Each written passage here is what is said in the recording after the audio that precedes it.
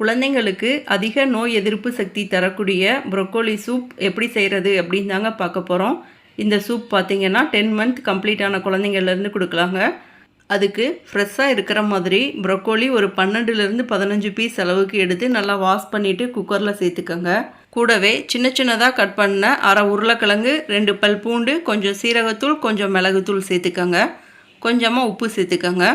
இப்போ 1.25 கப் அளவுக்கு தண்ணி சேர்த்து 1 டைம் நல்லா கலக்கி விட்டுக்கோங்க. அப்படியே குக்கரில் மூடியை போட்டு ஒரு 5 விசில் மீடியம் ஃப்ளேமில் வச்சு எடுத்துக்கோங்க. 5 விசிலுக்கு அப்புறம் ஒரு ப்ரொக்கோலி எடுத்து ப்ரெஸ் பண்ணி பார்த்தீங்கன்னா நல்லா சாஃப்டாக வெந்திருக்கும். இப்போ கம்ப்ளீட்டாக ஆறுனதுக்கப்புறம் மிக்சர் ஜாருக்குள்ளே போட்டு நல்லா ஃபைனாக அரைச்சி எடுத்துக்கோங்க. அடுத்ததாக ஒரு பேனில் பட்டர் கொஞ்சம் சூடு பண்ணிக்கோங்க. நம்ம அரைச்சி வச்ச ப்ரொக்கோலியை அப்படியே இதில் ஊற்றிக்கோங்க. கூடவே கொஞ்சமாக தண்ணி சேர்த்துக்கோங்க. இப்போ நல்லா மிக்ஸ் பண்ணி விட்டு ஒரு 3 நிமிஷம் அளவுக்கு நல்லா கொதிக்க விட்டு ஆஃப் பண்ணிடுங்க. அவ்வளோதாங்க. இந்த ப்ரொக்கோலி சூப் பார்த்திங்கன்னா நல்லா ஆற வச்சதுக்கப்புறம் குழந்தைங்களுக்கு பிரேக்ஃபாஸ்ட்டுக்கு அப்புறம் கொடுக்கலாங்க.